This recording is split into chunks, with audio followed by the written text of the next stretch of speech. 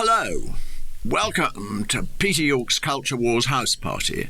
It's 2026 and it's our spring term. I'm Peter York and my podcast is about culture wars, disinformation and misinformation.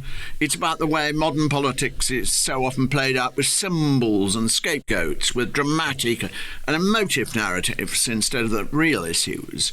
It's about small things blown up to upset and distract people, made-up causes and astroturf organisations invented by PRs and lobbyists, just like the fake grass. I'll be talking to the players and the commentators in these culture wars and getting them to explain what they think is really happening and what's not happening because it's made up. And if we've got time, we can ask some vital questions, a bit of my guest backstory, stuff like that.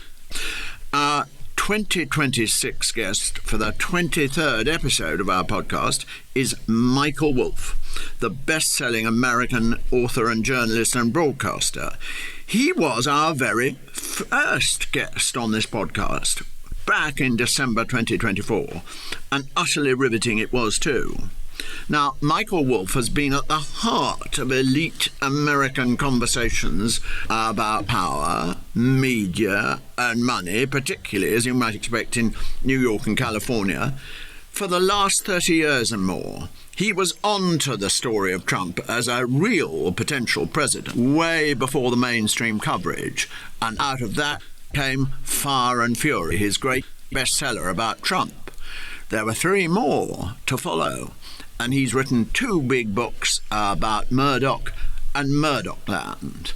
And he knew Jeffrey Epstein forever and has 100 hours of taped conversation with him, recorded up until he was put away in 2019 and then allegedly committed suicide. Now, only a few teaser fragments of that audio have been available, but enough for the rest of us to know that Epstein, by his own telling, had been very close to Donald Trump for a long time, but just before his dying was very critical of him. Michael, welcome, good morning, as it is there in the Hamptons. I think you are in the Hamptons now. I am in the Hamptons, and I am in the middle of what seems to be the biggest blizzard of the last 150 years. Cool. That is going on around me as we speak. Everything is white. You can't see anything. It is the entire world is just pure white snow.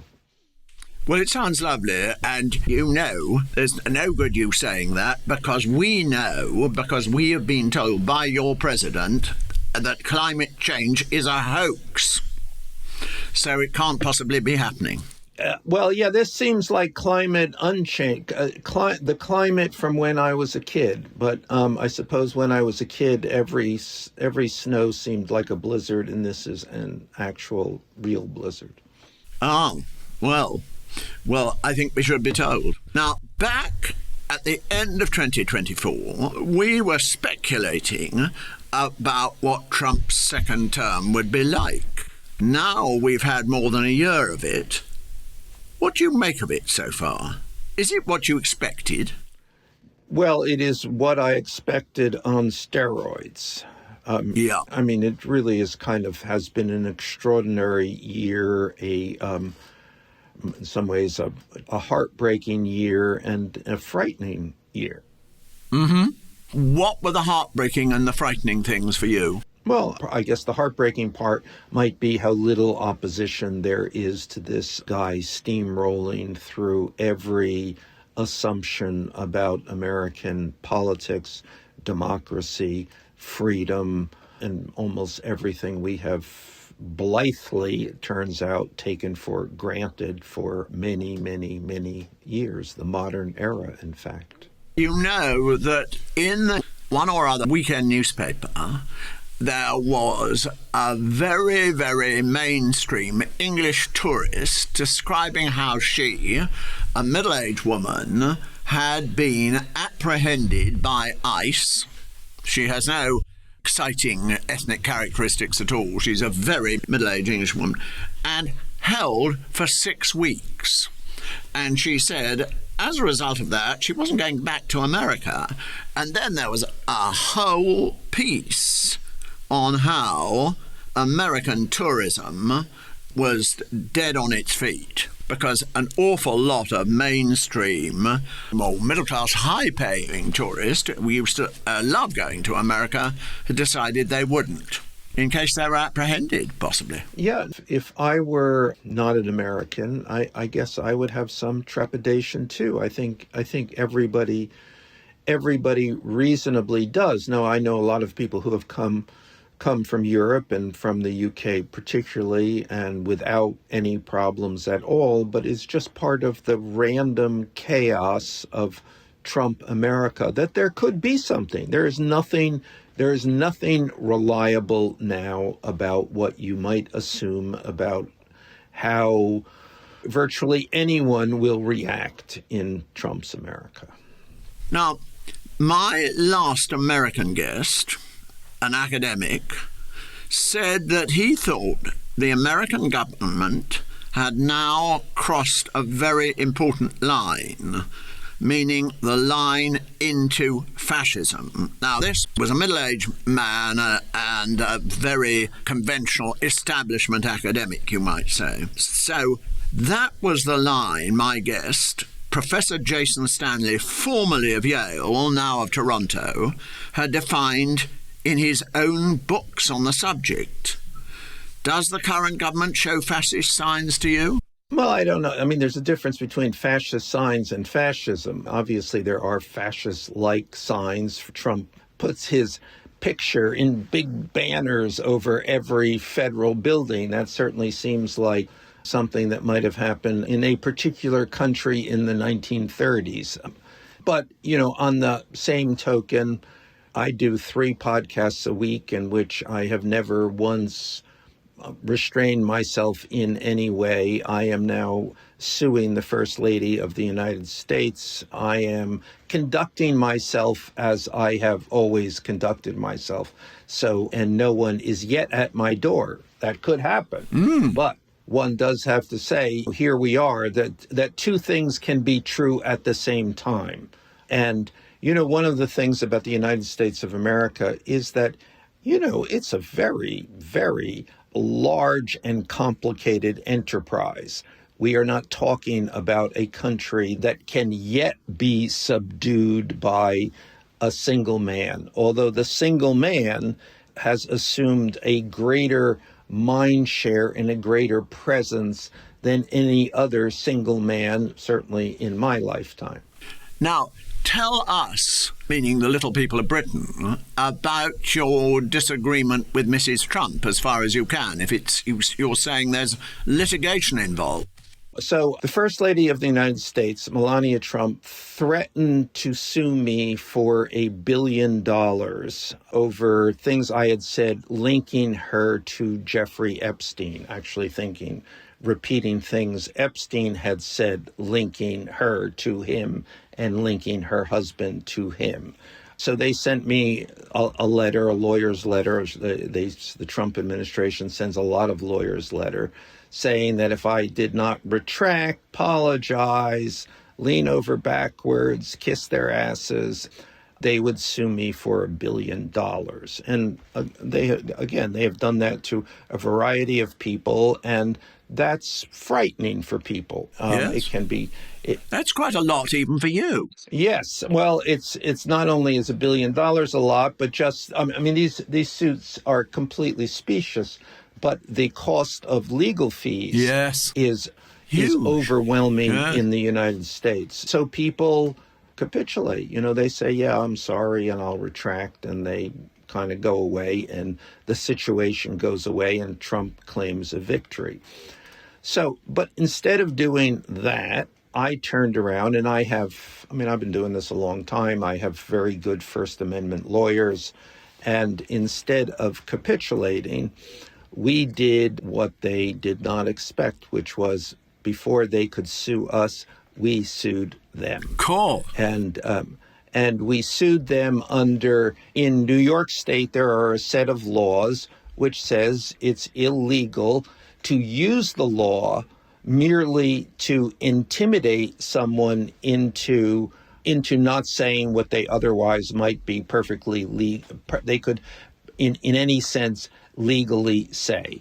So that's what we did, and we are now suing them on this basis, pursuing them on a daily basis, and with the hope of actually using our subpoena power to get Donald Trump, to Melania Trump, and all their friends to have to testify under oath about the details of their relationship to Jeffrey Epstein. Well, that is riveting. Now, and let me add another thing which I think is also fascinating about this and gives you a kind of measure of what people are feeling right now. This is going to be an expensive effort. So we started simply a GoFundMe page. And the GoFundMe page has to date, and this is since October when this started, raised over $800,000. Wow. From good people. From more than 25,000 small donors. That's absolutely fantastic. That's a GoFundMe.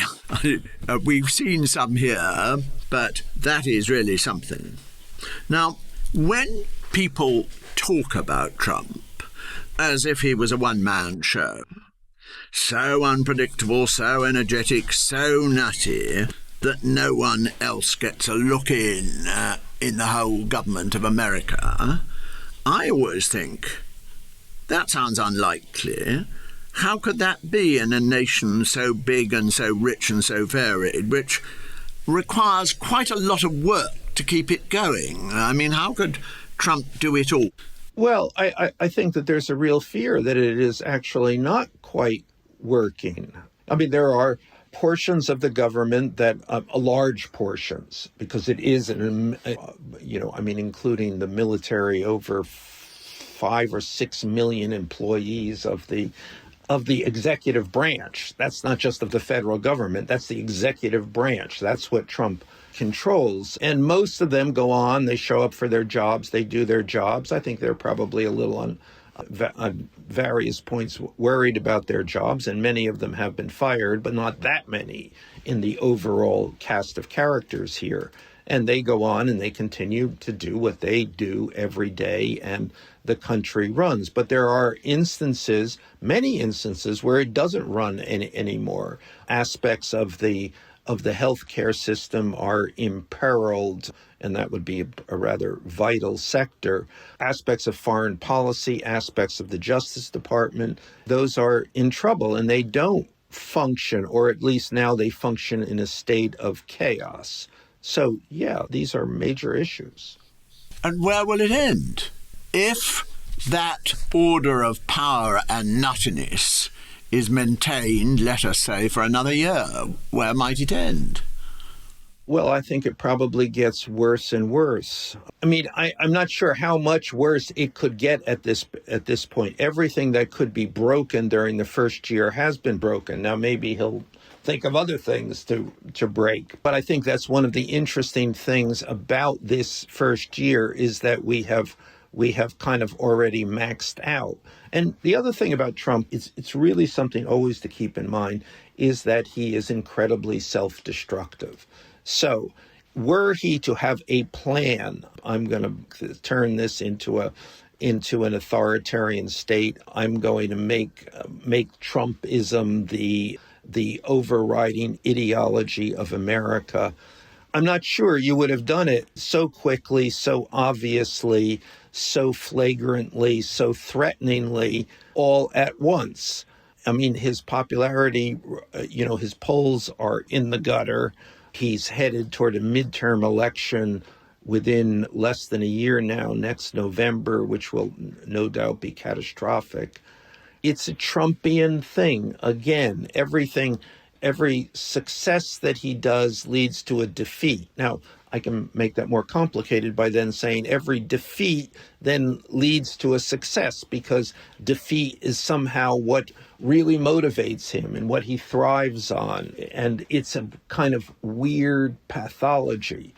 Now, there are a number of views on the weird pathology, aren't there? So, for instance, there is the view of his niece, Mary Trump, who says that he has a condition and that he's had it forever. and in shrink speak, it's called a narcissistic personality disorder, and he always had it, he's still got it, and that it's just somewhat more disinhibited now because he's older. Yeah, well, I would more say he is not like you nor me. And he has lived a strange life in a courting attention, a strange public life in which has hollowed out his inner being, I think, is you might safely say. And he is indefatigable. I mean, the things that would have long ago defeated almost everyone else. I was going to say more normal people, but it's literally everyone. I mean, there were 4 criminal indictments during the 2024 campaign. Any person looking at having their freedom taken away from them, looking at having to sustain this kind of pressure, this kind of public official opprobrium would have bent, plea bargain, done something, given up. Not Donald Trump. He just made that, then became his platform. I mean, so he has this, as I say, this enormous talent. It's a magical talent almost for turning defeat into an advantage. So I don't know what you want to call that. You can call that narcissism, or you can call it magic, or, what? I don't know. Pick it. Pick your word.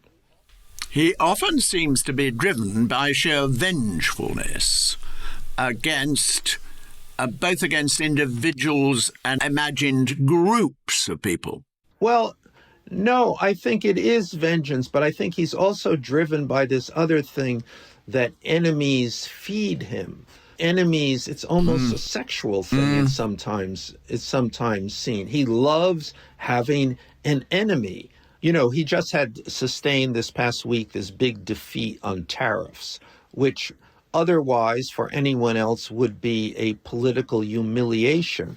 For him, this will fuel him. It makes fill him with more drama, more theatrics.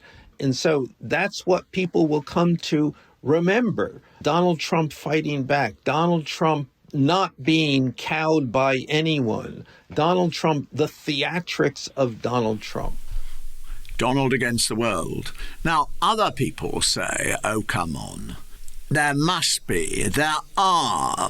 is a group of younger, richer, more strategic people, or maybe the people who are behind Heritage Project 2025, whatever, who really run the show, while Trump provides the distraction, or he sells particular popular policies. But otherwise, what he must really be doing is sleeping through it. Occasionally, we've had lovely glimpses of him having a little nap. Does Trump have developed workable ideas about how things should be? No. Or does he just make it up? He just makes it up. I mean, but it's very important to understand that this is profoundly a government of one. Yes, sometimes other people can, unnoticed by Trump, can impose their views. And other times Trump will say, oh, yes, those views, that will play, and we can use that. But it is always about what Donald Trump wants. And it would be a mistake, a serious misunderstanding, to think that this is not all coming from one place, Donald Trump. And it's mostly what he gets up in the morning thinking, feeling, being aggravated by, being some smart idea he suddenly thinks he has. All of that. There's no policy here. There's no real goals here. There's no strategic view of governing or of what the country should be, or even of political success. Now, you've seen him, meaning you've seen him in real life over a very long period. And have I seen him? Yes. Yes, and you've studied him even before then. Could you pinpoint when it was the switch was pulled to put him into politics because he was in all the attention-getting professions. I think that politics just became another way to get attention. Remember, he was the star of a top-rated reality television show for 14 years. Then that show began to go into something of an eclipse. He needed something more. So politics was was not a plan. It was more of a test case. And it turned out that whatever he had, his stardom turned out to be transferable to politics. But all of this is happenstance. And so his victory in 2016 was wholly unexpected. But it occurred, and suddenly he was the president of the United States. One of the things about the U.S. presidency is all scholars of the presidency say that it transforms who is ever in the office. But the thing about Trump is it really didn't transform him. So he was the same guy in the White House that he was in Trump Tower, and then he was the same guy when he was sent back to Mar-a-Lago, who he was in the White House in Mar-a-Lago, and now he is the same person he was in Mar-a-Lago back in the White House, except that he is the president of the United States and he has more attention. So the first interview I did with him in the political phase of his life, which was in 2016, and I said to him, and it still seemed remote that he would be the president of the United States, to say the least. I said to him, okay, Donald, still back when people called him Donald, why are you doing this? That is to say, why are you running for president, really? And he said, without hesitation and certainly without shame, he said, to be the most famous man in the world. So it is not the presidency that is the accomplishment. It is the attention, the fame, the singularity, the dominance. Now, some people also say that there are yet other people who have an interest in this matter of him achieving his ambition of being the most famous man in the world. And people say, depending on who you read, that interested overseas parties were talent spotting him in either 1977 or 1987. Yeah, I think that's bullshit. I think it's complete bullshit. I mean, if you've ever spent 1 minute with Donald Trump, nobody would talent spot him for anything. But there does seem that he's quite cozy with a variety of overseas powers. Well, like who? The Putin thing, yeah. I mean, obviously he's attracted to Putin, but what has that gotten Putin? I'm not really sure. He likes people. He likes anybody who is willing to flatter him, which is really the threshold bar. And then he likes people who, yeah. I mean, I think in an ideal world he would be Putin-like. But again, that hasn't really gotten Putin all that much. I don't know who else you're talking about. Viktor Orban. What has it gotten him? Yeah, he likes those kinds of guys. But there is again, and I can't emphasize this enough. There is no plan. There is no strategy. There is no goal. There is no meaning, except the attention that Donald Trump can earn for himself and then maintain. Now, the great development of this winter, December 2025 and January 2026, is, of course, the DOJ release of the Epstein documents. I must learn to say that in the modern way, Epstein, and the fascinating things we've learned. Now, you knew Epstein and his circle very well, and you've got your 100 hours of tape.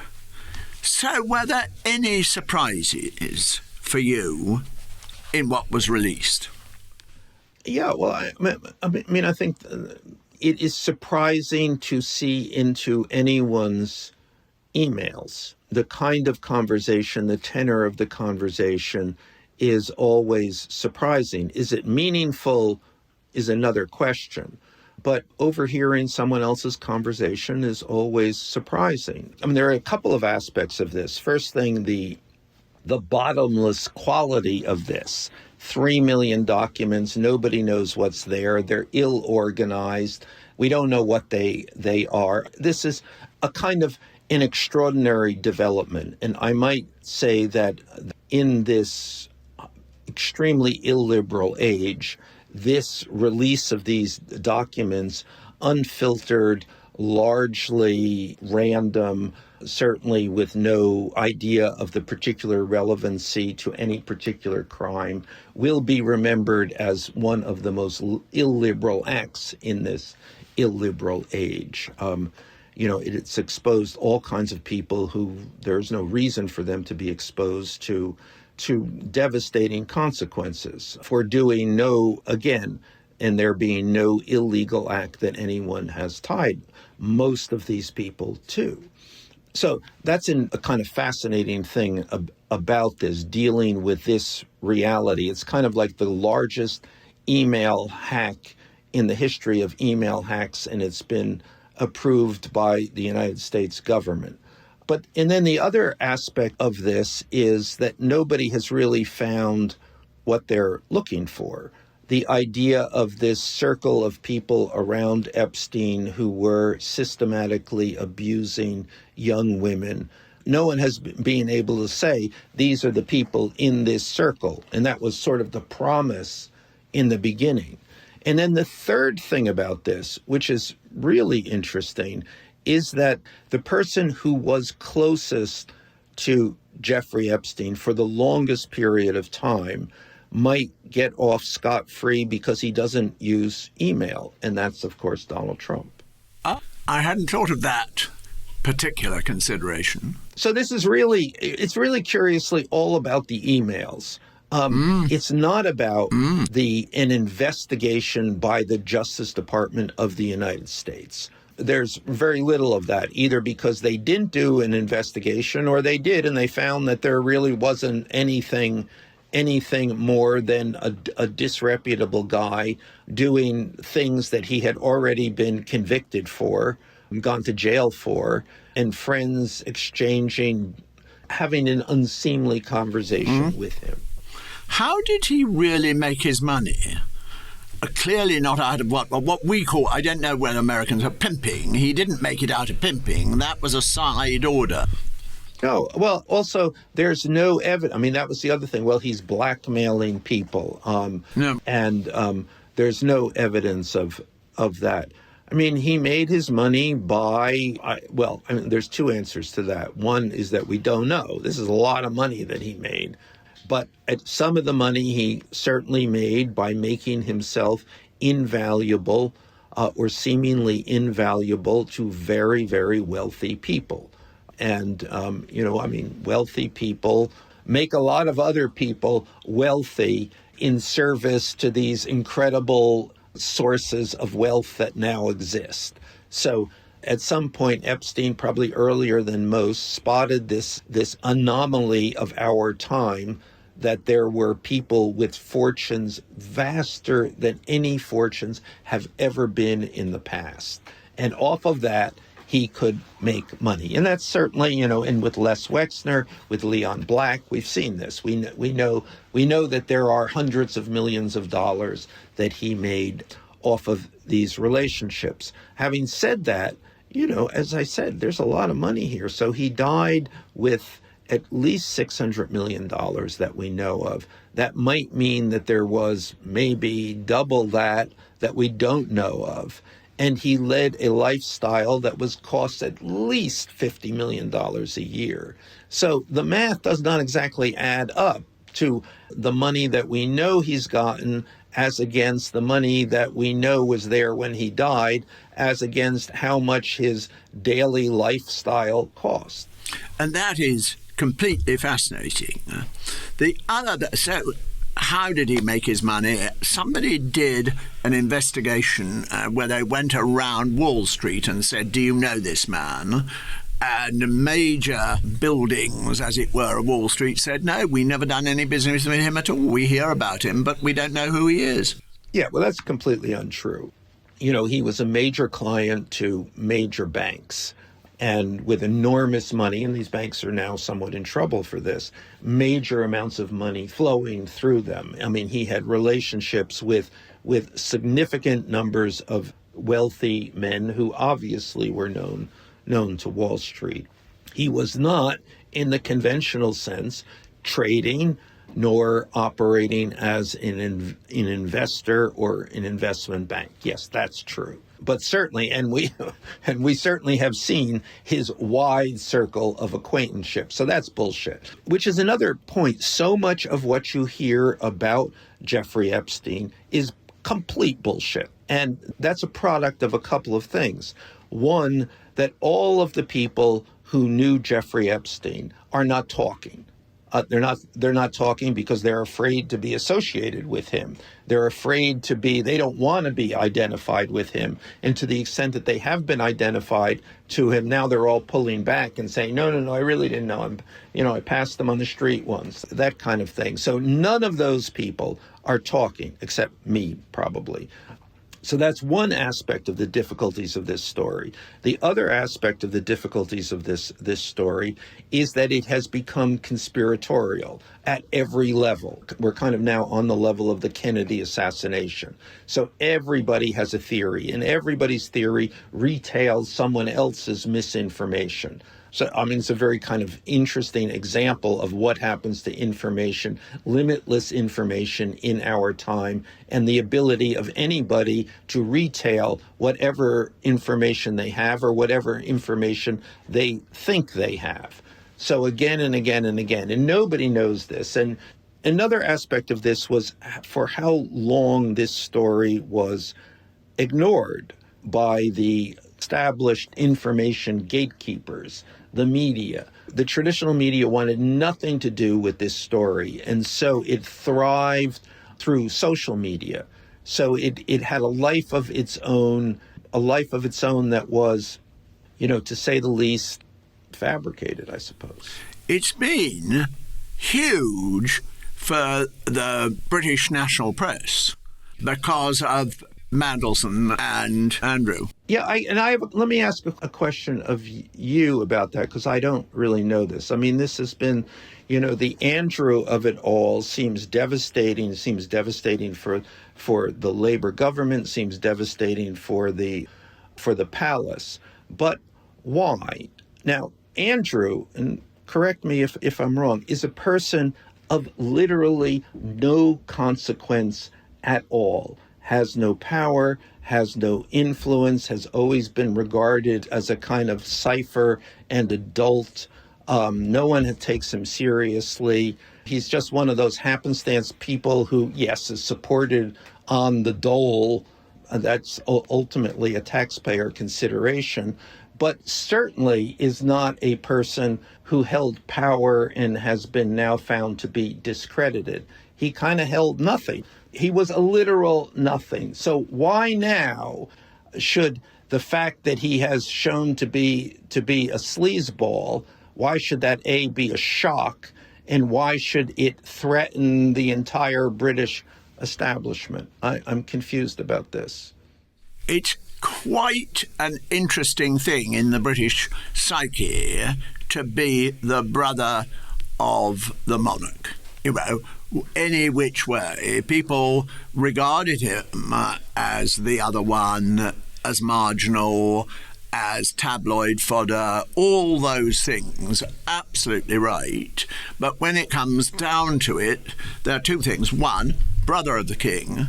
Two, an unexplained absence of comment when he was doing all this stuff. It took a long time for all this stuff. Three, the idea that he handed over significant bits of business, political, strategic that's information. A later thing. That's suddenly as though, we got to pin something on him. We got to do something. Because frankly, who would have given the former Prince Andrew any information of any value?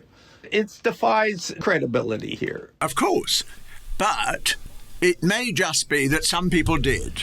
Well, with Peter Mandelson, who I knew a bit over time, the idea that he sent Epstein documents that he just got in cabinet meetings was very shocking. Totally. I mean, and that shocking. seems, yes. I mean, that seems completely. If that happens, then, you hold someone to account. That seems reasonable.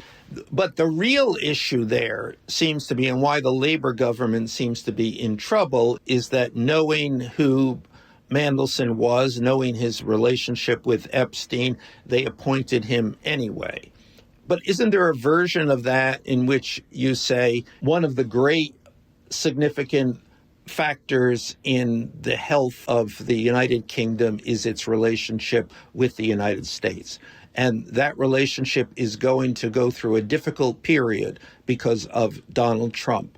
So what we've done here, brilliantly, they might have thought, is we're going to send the biggest sleazeball we know to deal with the biggest sleazeball in the world. And I might say that he was kind of quite within the bounds of the situation. Mandelson was pretty successful in dealing with Donald Trump. Yes, you described it precisely. I'm not sure I would have used exactly your terms, but they thought that though he was a known, not entirely known quantity, but nonetheless he had all those superior qualities of a Trump whisperer. He wasn't a pro-diplomat.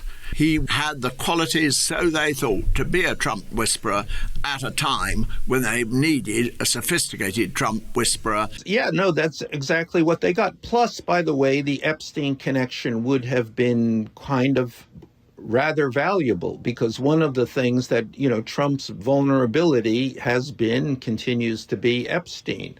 And the idea that Mandelson might have known about Trump's vulnerabilities with Epstein, that he might have had chapter and verse about Trump's relationship with Epstein, which I'm sure he did, would have been a piece of leverage. Yes. Which you Brits now no longer have. Yes. I don't know whether that was ever a consideration. With sophisticated and cynical people, it would have been, were they sophisticated and cynical, they knew that they were making a bet, taking a gamble on somebody who was problematic, but could be a brilliant Trump whisperer, and they really wanted one. And I think, for real, a number of the facts about his relationship with Epstein really weren't known to government. Well, anyway, well known soon enough. But and certainly the extra layer of things, the instant handover of what really were important documents, that was a shocker. That was a shocker to absolutely everyone I know. And I know people who know him, Mandelson, very well. And they were shocked rigid that anything like that could come out of it. So there's been a lot for Brits, and there have been a lot of real consequences. And I think Brits are rather taken aback that there appear not to have been real consequences for other people who faded away or denied they ever knew him, or, I would never have talked to him had I known he was like that. Exactly what you've described. You mean consequences for people in the U.S.? Consequences for people in the U.S. Yeah, no, well, that's totally ridiculous. One after another, people who were friends of Jeffrey Epstein have lost their jobs, lost their reputations, lost their standing. And all this, and no one is alleging that they turned over documents or gave information or did anything illegal. Their lives have been, if not ruined, severely interfered with on the basis of their relationship with Jeffrey Epstein. So it's completely wrong to say that nothing has happened to them. They've gotten off scot-free. The only person so far who quite has gotten off scot-free in his long relationship with Jeffrey Epstein is, of course, the President of the United States. What more might there to come on that front? On Trump? Yes. The Trump front. We don't know. I mean, I think that this has been, again, this idea of Trump being able to turn defeat into victory. You know, the Epstein matter has dogged him. He's been afraid of it. He's tried to distract from it. He's tried to stonewall it.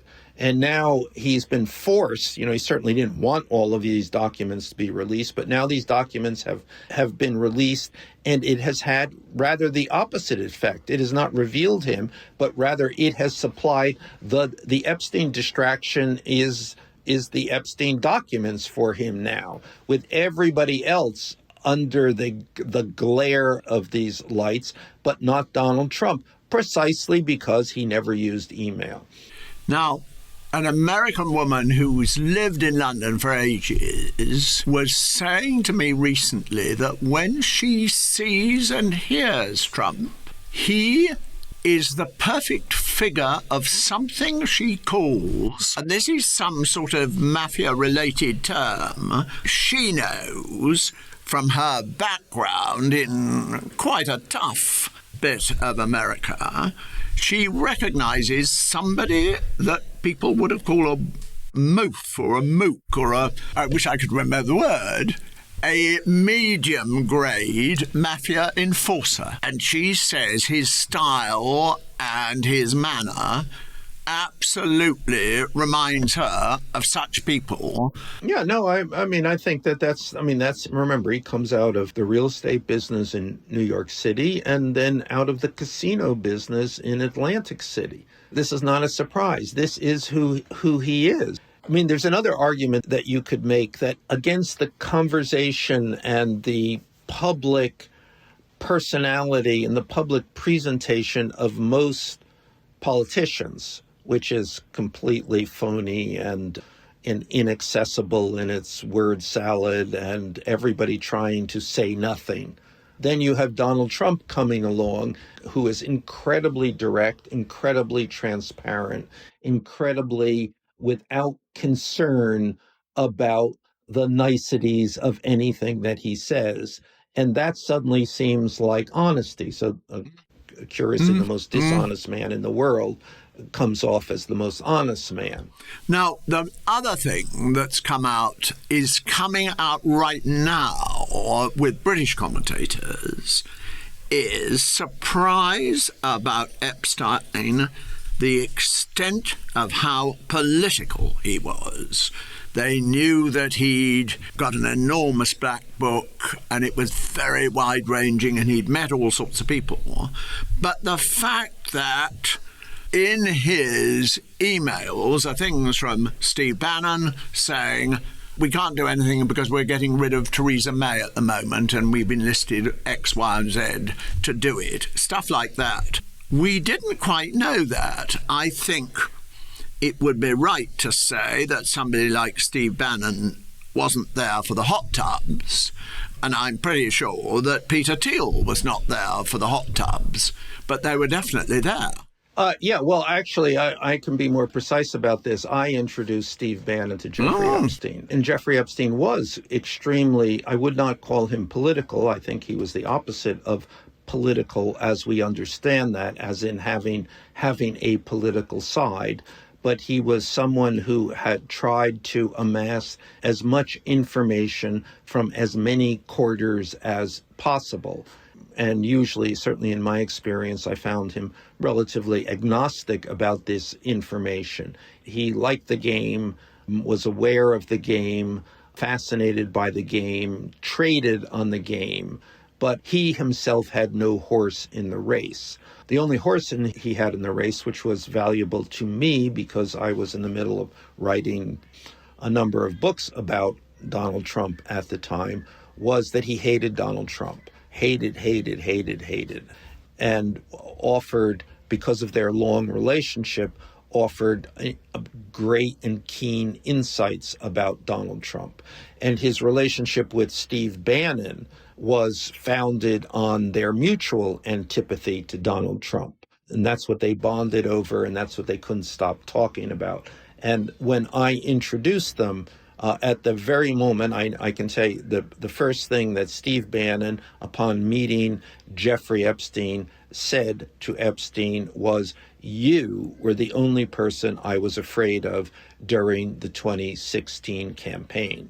And to that, Epstein responded, as well you should have been. And from there on, and that would have been there, that introduction was in the fall of 2017, and then until Epstein's death until he went to prison in the summer of 2019, they became fast friends, bonding over their obsession with Donald Trump. That is completely riveting. You were on the best wall, as ever, with those conversations. Well done. I was indeed. Well done, you. Now, the other thing British commentators are starting to talk about now, on the basis of the travel logs and all that other stuff, is that Epstein was at very least a sort of facilitator for various foreign powers. It's the same as the Trump question. They said, well, given the Ghislaine-Robert Maxwell connection, was he working or helping or whatever Mossad? And given other things he did, was he helping, working for, being paid by the Russians? Yeah, I think he would be somewhat willing to be paid by everyone, although not necessarily. He once said to me that he was very careful not to take money from what he would call dubious people. Whether that was true or not, I don't know, although that is what he said. But nevertheless, he would certainly engage with those people and even give advice to those people and certainly get information from those people. So there is a way to look at Jeffrey Epstein as one of the world's middlemen. Yes.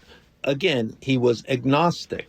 He certainly wasn't representing, he was not attached to the Russians in any position other than as a provider of information to them in return for the information that they might give him, which he would then trade with somebody else. So the idea of Epstein being a Mossad agent, throughout the Epstein thing, and we would be really remiss in not recognizing this, is an incredible stream, a theme of anti-Semitism, which is kind of appalling and mystifying and scary. But he was not. He was not a partisan at any point. Was he making money at various points? No doubt. Was he, again, getting information from one party, which he could exchange with another party, which he could exchange with another party? Yes. And there's a way to see this as he's one of those guys in the middle who exercise a kind of function in the world's information flow and in the world's stability. He once described to me, he said the advantage of disgrace, because remember he had been to prison, was a convicted sex offender. So he said the advantage of disgrace is that people trust you because they know that you're not in the pocket of any government or any financial institution or in any other established conduit or outlet, because you're a disgrace. No official people don't want you. Therefore, the advice that you offer is more valuable to people. I mean, he spoke in these kinds of ways often and then you would go, whoa, I guess, yeah, maybe that's certainly counterintuitive, but maybe it is true. It's an extraordinary story. And it makes us think, and this is at the last what people are saying in a lot of countries, but certainly in this, asking themselves, here we are, Europeans. The Europeans are so ghastly. We know this because J.D. Vance has said so. And then in a more polite way, your Secretary of State has said so. Is there actually a global elite out of the sight of real people, a global elite who really rule the world and all the people in it? Well, I think, this is what this thing is. There's this, a lot of, the left-wingers and the right-wingers are going on about this. And I don't know, I'm sure there is a global elite, it's so amorphous in its definition, and probably fundamentally anti-Semitic too. But with the Epstein thing, it's really interesting because his network, if you will, was spread so wide and so deep and spread over so many disciplines that all you can say about these people that Epstein knew, the only thing they had in common was success.